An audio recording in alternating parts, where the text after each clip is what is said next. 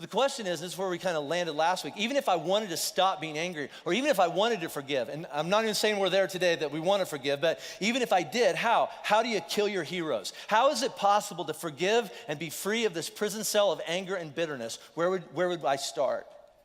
That's what I want to talk about today, the rest of our time. How can I be free from ongoing anger and bitterness? Where do I begin? Well, first of all, we're going to get things kind of right out in the open, and I want us to all kind of be working off the same page. Today is a note-taking day. So so I don't ever take notes. Well, you should. Okay, so find a pen, just reach in some lady's purse and get one. We're talking about forgiveness. She has to forgive you, so just take it. All right. So it's a rule. All right. So today. And the reason I want us to write some stuff down, you're going to hear some phrases that I want you to write them down the right way, because if you write them down the wrong way or don't remember them the right way, it actually could go worse, going, well, if that's what it means, and that's where all the problems are. So the first thing I want us to remember is this. You don't have to write down anything, but some of the sticks, you did write it down, right? First thing I want to remember is this. God's life, we talked about this a little bit last week, God's life does not get better or worse based on what we do or don't do. All right? It doesn't. Our life gets better or worse based on what we do or don't do, but not God's. God's life doesn't change. He has already got an abundant life. You know what? He's God. He's fine. He's fine. He's okay, all right? No matter what we do, right or wrong, if we decide to forgive or not forgive, God's still going to be okay, which at first sounds kind of strange, but you got to take that train of thought a little bit further. If God is fine and has nothing at stake when he tells us to do something, then why does he tell us to forgive? Right? Why does God care if I forgive? Why does God care if I do anything? You think about that. Why does he care? And the only reason he cares about what I do is because he cares about me, right? He loves me. He loves us, right? That's why he cares about us. It's like your kids, all right? I'm sure you have great kids. Probably not as good as mine, but they're probably good kids, all right? And every parent in this room is thinking the same thing. I have rules and regulations for my kids because I care about my kids. Now, I don't have a lot of rules and regulations for your kids unless they come to my house. But then, right? But I'm just telling you, I care. I have rules and I care about my kids, what they do, because I care about my kids. I love them. And I want what's best for them. So it's the same way with God. When God tells us to forgive, really when God tells us to do or don't do anything, it's because he knows that what he is saying is the only way and the only truth that will lead to a better life for who? Us, not him. He's fine. The reason I'm telling you this is going to work out for you, and I care about you, so here's a better way that will lead you to the life you want to be.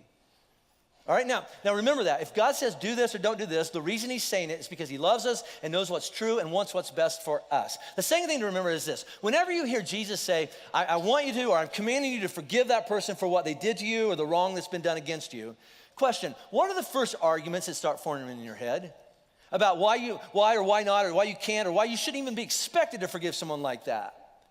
When God tells you to, what starts forming in your head? And if you're anything like me, when I hear Jesus or anybody else say something like, you need to forgive them, or you ought to forgive them for what they did to you, all right? I immediately jump to a conclusion or a definition of forgiveness, and it's usually the wrong one. Followed by this conversation in my head, I have a lot of them, all right? Conversation in my head with myself or with God that goes something like this. You want me to do what? No. There's no way I'm ever going to forgive him or her for that, because if I do that, then that would mean that, and then whatever comes after that sentence, what I'm finding isn't even based anything close to what Jesus was talking about in the first place. Again, I can't prove this, but I think a lot of times when we argue with Jesus, anybody? Me? 4 of us? The whole balcony's lies. All right, so I have these arguments with Jesus. I think a lot of times Jesus looks back at me and goes, I didn't say that. That's not even what I'm talking about. If you think that's what forgiveness means, I wouldn't do that either if I were you. So the other part of today is when Jesus tells us to forgive, what's he talking about? And again, I want us just to be all on the same page. We're going to spend some time figuring out what forgiveness is and what it is not. And then some of the hows will start to fall into place. So that's kind of the table. I just said it. Here we go. So for quick review, the only reason God tells us to forgive is because he loves us, knows and wants what's best for us. And second, we're going to try to find out when Jesus says forgive, what is he talking about or not talking about? Got it? Here we go. First, forgiveness is not a denial of our feelings of anger, hurt, or pain. It's not that. It's not like pretend like it didn't hurt. No. When Jesus says forgive, he's not saying stop feeling like that. Don't you hate it when people say that to you? People come up to you and say something like, well, you shouldn't feel like that, or you ought not feel like that anymore. How about this? You shouldn't talk to me anymore. How's that? That's not helpful at all. Don't tell me how to feel, right? I don't know how many conversations I had last weekend with people out in our lobby, and most of this talk is the result of those conversations. But people who came up to me and they were apologetic or they were worried because they concluded that they must be bad people, or at least bad Christians, because they were still really, really angry or in a lot of pain about their divorce or their abuse or some other really, really hard, painful, sinful thing that had happened to them. Some of them had happened years ago. Some of them were right in the middle of it. And I could read the question on their face. Jim, does that make me a bad person? Oh my gosh, write this down. No! That's a lot of O's. Oh, all caps. No. You're allowed to be angry. Sometimes you're supposed to be angry. Get this, that's supposed to hurt. If it wasn't important, it wouldn't hurt. True? See, what happened to you happened in one of the most important, shouldn't have happened parts of your life. I'd be more worried and if you weren't angry and if you weren't hurting. Can you imagine this afternoon somebody comes up to you, a friend or a relative or whatever, and says, yeah, just found out my wife's having an affair, my husband's cheating on me, my kid died in a car wreck, my dad walked out on us last night, and their attitude was, well, if at first you don't succeed, try. I was looking at them, what is wrong with you? Right? There's something wrong with you. And you can spiritualize it. Well, maybe, Jim, they just have great faith and they're trusting Jesus. Good. Yeah, good. They should. They should have faith and trust Jesus. But if that stuff doesn't make you angry, there's something wrong with you. You're not spiritual. I think you're being emotionally dishonest. I really do. Well, how can you say that? Because a righteous response to sin many times is righteous emotion. Can you prove that? Oh, yes. All right. Let's just go to the top of the list. When Jesus saw sin happening in the temple, remember that we talked about this a couple months ago? He got angry. How angry? He threw furniture around the room. Angry as my wife. That's how angry. All right. So, she's not here. All right. So don't tell her. Don't Facebook her. You know who you are. You know. It's like, I'm going to do it right now. All right. Right, when Jesus went to the funeral of his best friend Lazarus, remember this? Shortest verse in the Bible. Jesus wept. He cried. When Jesus faced false arrest and crucifixion for sinful crimes that he did not commit, he felt, and I'll quote the Bible here, overwhelmed to the point of death. He sweat drops like blood. He cried out to God in anguish on the cross, my God, why have you forsaken me? It feels like you've given up on me. Do you know what you call that? Emotional honesty. All right? This thing that just happened is wrong. It makes me mad. Good, it ought to. This tragic event that happened to me or someone that I love, it makes me sad. I know it should break your heart. What I'm facing, later today or tomorrow in court or whatever, it feels unfair and feels overwhelming and crushing. It is unfair. See, get this. It is not a sin to get angry or be angry about something that is wrong. You should be angry about those things.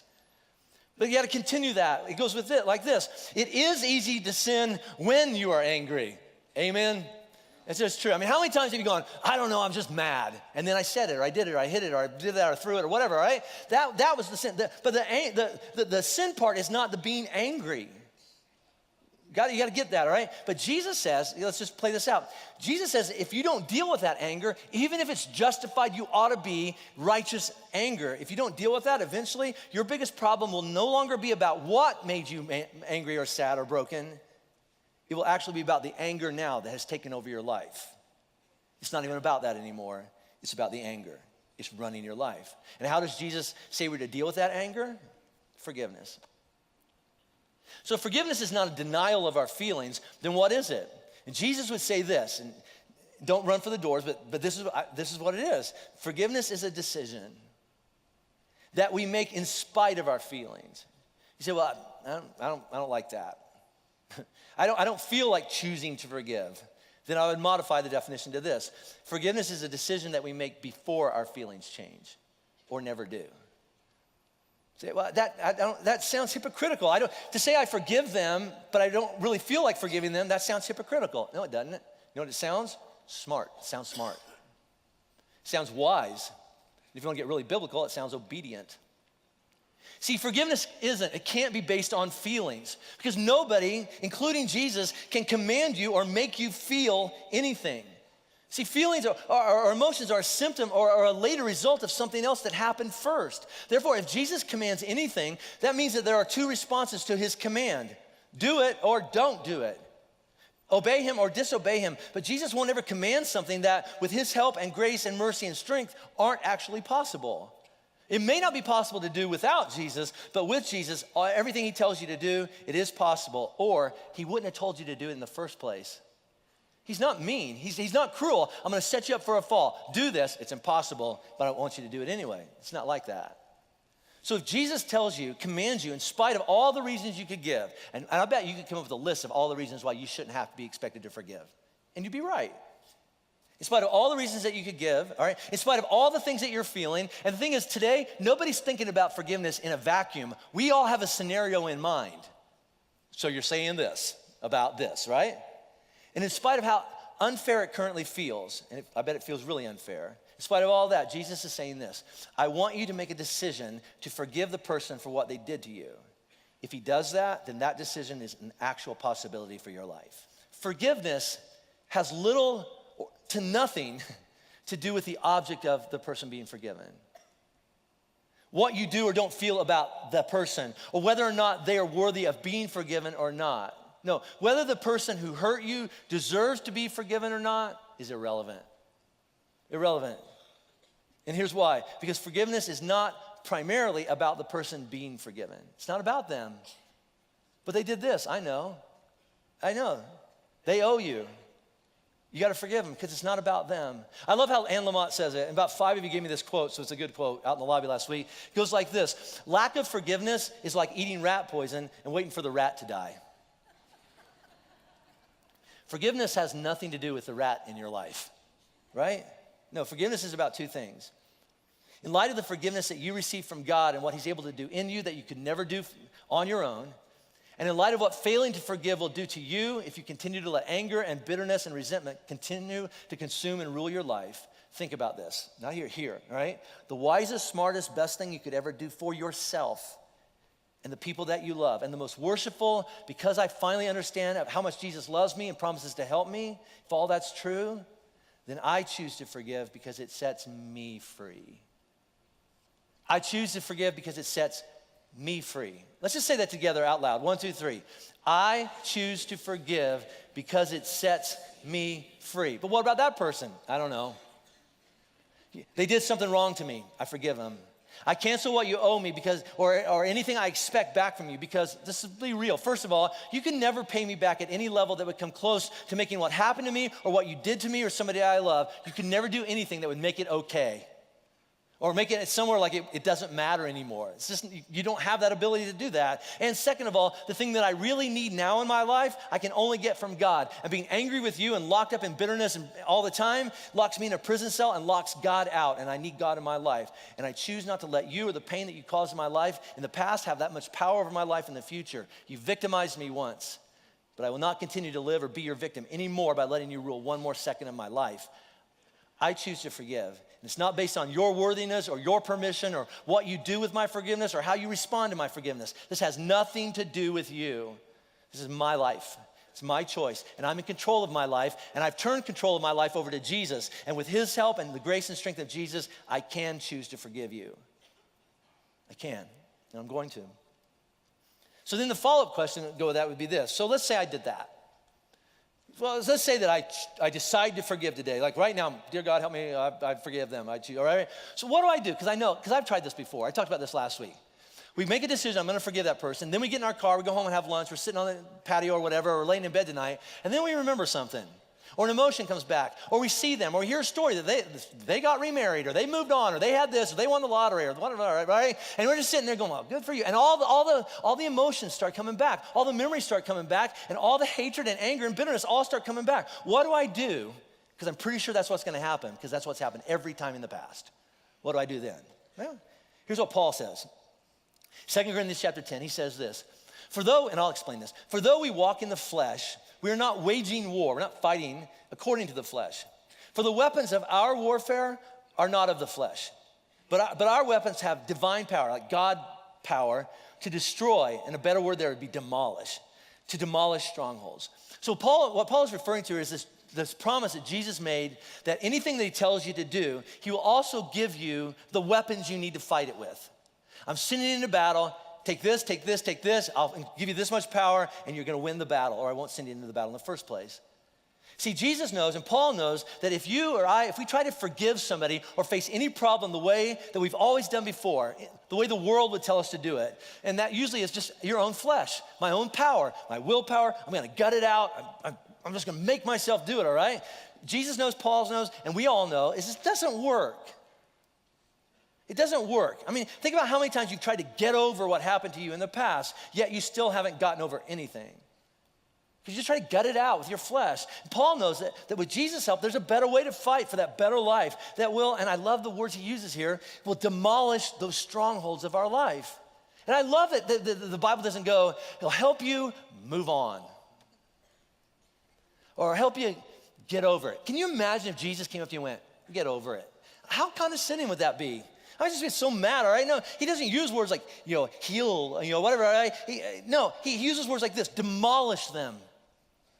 Tear them down, crush those parts, those strongholds, and that's a really accurate word. These tough, entrenched fortresses and prisons and towers that have been built up in my life that have held my heart captive for way too long. Paul says there's a way that those strongholds and their past power over us is going to be demolished so they can't ruin one more second of our life. How is that? Verse 5. We destroy, and again, the word's demolish. We demolish arguments, these things that are going on in our head, and every lofty opinion. What is that? That's that arrogance in our life that goes, well, I shouldn't have to. Well, I don't want to. They should go first. And it's not even my responsibility. Why do I have to do that? It's this arrogant thing. We're going to destroy arguments and arrogance raised against the knowledge of God. These are these thoughts and these conclusions we have in our life going, I think that's true, but it's different than what God says is true. What am I going to do? Here's the last one. I love this. I'm going to take every thought captive to obey Christ. And again, if you have a pen, underline that last phrase, captive to obey Christ, because it literally means I'm going to make my mind obey. And that's an active decision. Here's what I feel, here's what I think, but it's different than what God says is true. I'm going to choose to believe, and then I'm going to act and live, make choices and decisions based on what God says is true about me, not what I feel, not what my emotions say, not even what human logic tells me I ought to do. I'm choosing to go with what God says is true and not what I feel is true. This is what I talked about last week. This is how it works, isn't it? You think you're over it, and then you get a thought or a memory. And it's like a boulder on the top of a hill or something like that. And it starts going and picking up steam, and finally it's out of control, and now it's back and it's running your life. Here's what we're going to do. I'm going to take that thought. No. That's not true. What he said about me, what she did to me, what they did to me, whatever, that is not true. This is what God says about me, and that's what I'm going to hang on to. Listen, I hope eventually that what you feel and what God says is true will become the same thing. And maybe it'll happen this side of heaven. It might not happen until we get to heaven. I do know this, is that we will never be set free from our past and the strongholds that have been built up in our life that have controlled and ruined so much of our life in the past. They will never be demolished if we wait until all of our emotions and all of our understanding line up before we make a decision to choose to forgive. So are you saying if I decide, if I make a choice to forgive somebody or myself today, that's it, I'm free? Yes and no. Yes, and that until you make the decision and decide to forgive, until that happens, you'll never be free. And no, in the big things, it's usually not that simple. All right, like I said this last week. In terms of God's forgiveness for you, that's yes. It's a one-time. I put my faith in what Jesus did on a cross for me. God gave me forgiveness, no more condemnation. That is everlasting. It is an irreversible event. You ask God to forgive you, boom, it is done.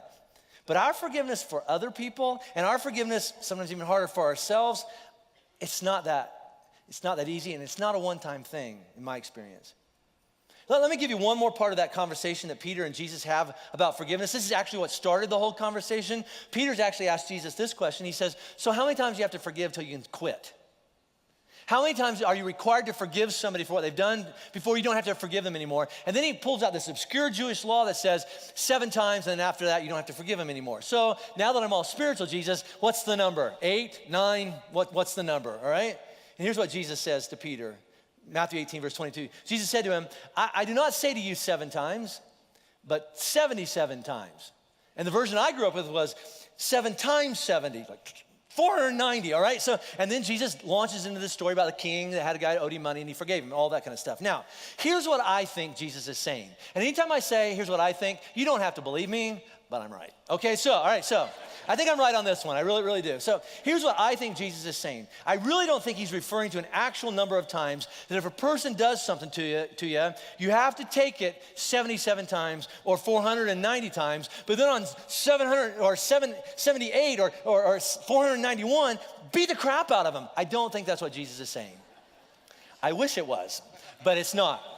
I really do, but Jesus is nicer than me, all right? Last service, someone went, amen. I heard it right over there, all right? So anyway, see, that's not how I find Jesus saying. Yeah, 7 times and then 8 times you don't have to, no. Here's what I think, and again, you don't have to believe me on this. I don't think Jesus is talking about how many times they do something to you that you need to forgive them. I think that Jesus is referring to the reality, or in my experience, is that whenever somebody does something bad enough to you or painful enough to you or whatever enough to you, it might take you 400 or 500 shots at it. 400, 500 times before the decision to forgive and not let them control your life anymore until it finally sticks. It may take you hundreds of times until you finally start believing that you're free from your past. And again, Jesus is referring to forgiveness is not about them. It's about you and your need to be free, your need to forgive. And again, doesn't that line up closer with reality? Doesn't your reality, my reality? Then I went to church, I heard Jim preach about forgiveness, I bowed my head, I prayed, I choose to forgive, and I never felt angry again. Anybody? Yeah, no. Now, I mean, I've heard it happens, and with God, all things are possible. It's just never happened to me like that. Not in the big things. On little things, don't worry about it. You know, all right, that's you. The big things, I've never been able to forgive one time and have it stick. For the big things, it takes time. Sometimes a lot of time, and get this, just because all the feelings come back tomorrow or later this afternoon and all the memories come back and all the emotions or whatever come back, that doesn't mean that your choice to forgive wasn't real or that you were a hypocrite and didn't really mean it. You know what it means? It means that we're human and we're trying, and with God's help, impossible forgiveness might one day become possible. But 2 things about that. The moment, this is so great, the moment that you make the decision to forgive and keep on forgiving as many times as it takes, God takes the power away from the person and the fortress that they've built in your life, and he gives it back to you just when you make the decision. Not down the road, I decide to forgive. God says, you have your life back. And the flip side of that is this: the moment you give up and stop choosing to forgive, I'm done, I'm not gonna even try anymore. The moment that happens, it is a matter of time until brick by brick by brick by brick by brick, it all comes back. That fortress, that stronghold comes back in your life. So here's the reality. Every new day is a choice to forgive. And at least for a while, tomorrow you're gonna have to choose it again. And Tuesday, maybe 4 or 5 times on Tuesday, depending on how the day goes, you're gonna have to choose it again. Now I wanna give you 2 more quick things about forgiveness, and I'll shut up, we'll pray, sing a song, go home. But both of these are based on lobby conversations last week, so I know this is what we're dealing with. The first one I wanna address is this: forgiveness doesn't mean it doesn't matter. I don't know who came up with that. If you forgive somebody, that you're supposed to act like it doesn't matter anymore. I don't know. It does matter. What happened, and it will always matter. It's part of your story. Forgiveness doesn't erase the past or take away consequences. Forgiveness sets you free from being controlled by and condemned by the past. So if that's true, the second thing I want to talk about is this: forgiveness doesn't mean stay in a dangerous, abusive situation. If you forgive, you got to take it again. It's not true. It's not the same. And I'd like to say that argument only comes from abusers, but I have heard this from abusive people. Hey, will you tell her that if she forgave me, she has to act like I didn't do that? No, I won't. I won't tell her that. But what's worse is that a lot of people I'm hearing this argument from are the people being abused. And some Christians who tend to invent non-existent Bible verses that claim that if you forgive, you have to risk being abused again. That's not true. It's not from Jesus, it's not in the Bible. Forgiveness means this: I choose to cancel whatever expectation or payback that you legitimately owe me, because if I don't, I will let you continue to rule and control my life. And with God's grace and God's permission, I choose to be free from that prison, your prison, and I don't have to go back there ever again. Jesus told me so. And you hear this all the time. Well, what about forgive and forget? Listen, forget doesn't mean I don't remember anymore. That's absurd. We have this expectation that God's gonna zap our brain going, I don't remember getting raped. I don't remember being abused. I don't remember being this or that or whatever. No. He's not gonna take away that memory. Forgive and forget does not mean I choose to act or pretend like something didn't happen so that it can happen to me again. That's absurd. No, it means I'm not gonna drag it around one more day. The biblical word for forget means I'm laying it down, I'm walking away, and I'm not picking it up again. And whenever you hear I choose to forgive, don't think I'm being me-centered or self-centered or it's all about me and what I choose to do. All I have decided to do is line my life up with what Jesus has already made clear that he wants for me. He wants me and you, he wants us to be free to live and experience a better, more abundant life. When I say I choose, what I'm saying is I'm just agreeing and going with what God says he wants from me. I choose to go with God. Now, I'm almost done. But let me close. I'm gonna ask a really, really, really tough question. If the reason Jesus tells us to forgive is because he loves us and cares about us and he knows what will happen to us and our lives if we don't forgive, and if Jesus promises to give us the strength and courage and grace to forgive, if all of that's true, how about this? Then no matter how long or how many tries it might take, and that's between you and God, not between you and me, all right? It may not be today. Today may not be your day to forgive, but file this away because you need to have a conversation with God in the future soon. But if all that's true, isn't it time? Or don't you think it's finally time to take at least a step towards demolishing the stronghold, the prison of your past, whether it's your fault or somebody else's fault, that has locked you up and locked everybody else out of your life, including the people that love you most, who desperately need you to be free? Don't you think it's time? Because it's ruining everything.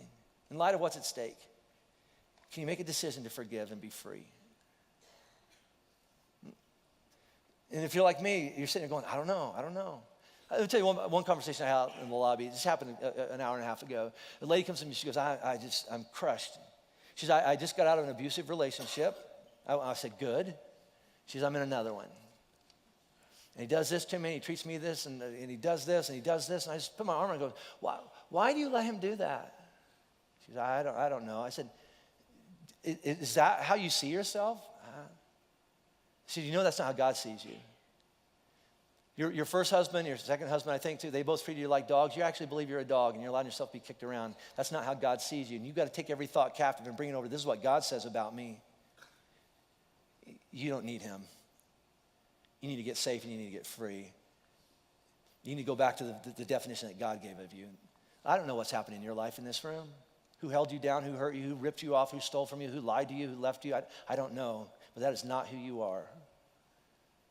Only God has the ability to tell you who you are. And he says, you're forgiven, and I'll give you the strength to get free. Jesus wants us to be free. I want to read you an email that the Mosaic staff received from a woman at Mosaic just this past week. I was in an abusive relationship. This guy tormented me, stalked me, beat me down, until I felt like nothing, completely worthless. Even after dealing with the post-traumatic stress and years of counseling, he still haunted my nightmares, and I still found myself looking on the Maryland Judiciary case search when I would start to feel the anxiety creep back, just to make sure he was still in jail somewhere and not out looking for me. I felt so much anger and hatred towards him as I tried to move forward and live a normal life and have a functional relationship built on trust. So why on earth would God ask me to go to him and tell him I forgive him? That's what I asked myself as I read the last chapter of No More Dragons. As I read and reread the Do What Needs to Be Done section, I knew what God was telling me to do. I was just hoping I was hearing it wrong, or that God would change his mind. Wishful thinking. I knew I needed to forgive him, but God didn't want me to just forgive him. He wanted me to drive 2.5 hours to visit him in jail and look him in the eyes and tell him.